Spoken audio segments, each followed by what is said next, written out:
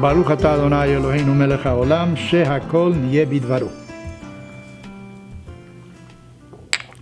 The names of the different books of the Torah, and there are 5 books in the Torah. There is Genesis, Exodus, Leviticus, Numbers, and Deuteronomy. But I'm going to refer to the names in Hebrew because those are the original names. Bereshit, Shemot, Vayikra, Bemidbar, Devarim. Where do they get the names? Well, the names are usually from the first significant word in the beginning of the book. Like, for instance, the first one, Bereshit, begins with Bereshit. Shemot begins Ve'ele Shemot. Ve'ele means and these. Well, that's not a significant word. Shemot means names, so it's called names. Vayikra is the first word in the 3rd book, which means and he called. Bamidbar means in the desert. And Devarim means things, issues. So these are the first words that appear really in these books, or the first significant word. But there are those who think, and so did my teacher, Rabbi Soloveitchik, say that it is not only because it's the first word. It actually means much more. Bereshit means in the beginning.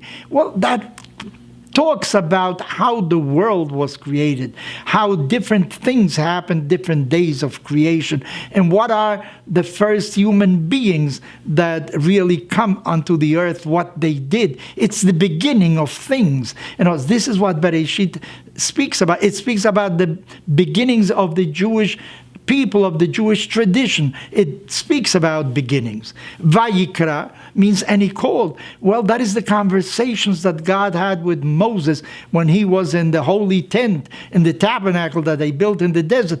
God spoke to Moses. So he called him and he spoke to him. So it's not only the first word of the book. It deals with the communications between God and Moses. What about Bamidbar in the desert? Well, our ancestors were in the desert for 40 years. Many things happened while they were in the desert, including the giving of the 10 Commandments on Mount Sinai while they were in the desert. So it's not just the first word. And finally, Devarim. Devarim means issues, things. Well, Devarim, Deuteronomy, speaks about many issues. Once again, it repeats many laws, and there are some new laws, issues that are discussed in Devarim. I left for the second one. I didn't speak about Shemot. Shemot means names. Why is it called Shemot? Well, it's not only because it enumerates the names of the children of Jacob, of those that went to Egypt with him. It says, Ve'ele Shemot Bnei Israel Habaim Mitzrayim. These are the names of those that came to Egypt with Jacob, with our ancestor Jacob. It means something much more. Slavery means the following. You're a number. You're one of many.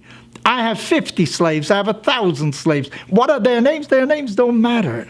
This is what the Germans did. They wanted to take away the individuality, the personality, and they put down numbers. You are number so-and-so. You are before the other one, number.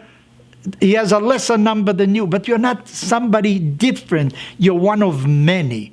That is the Eile Shemot means individuality. One of the reasons that our ancestors were saved in Egypt, they did not change their names. That means they retained their individuality. The 10 Commandments were given to each and every one that was present at that time. It wasn't given to 600,000 people. It was given to each and every one. That is why the 10 Commandments are in the second person. To you. I mean you, individual. Thou in Old English.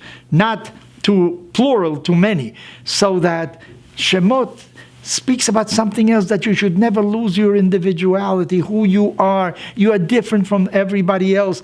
Just like the faces of people are different, so are their thoughts. Their imagination is different for each and every one of us. Each and every one of us conceives of God from a different point of view. Each and every one of us has his own experiences. Each and every one of us has to write his own book of life. We're not all we are equal in rights, but we're very different in our individuality. And this is maybe the image of God. God created the first man, and he gave him part of himself, individuality. We are different. So don't ever think and say to yourself, well, everybody else is doing it. Why can't I do it? No, sir. You are an individual. You decide your own future. You decide your own actions. Be proud of who you are, and make sure that you recognize also when you have children, they're individuals. They're different. Each one has his own aspirations. Each one has his own soul, which is different.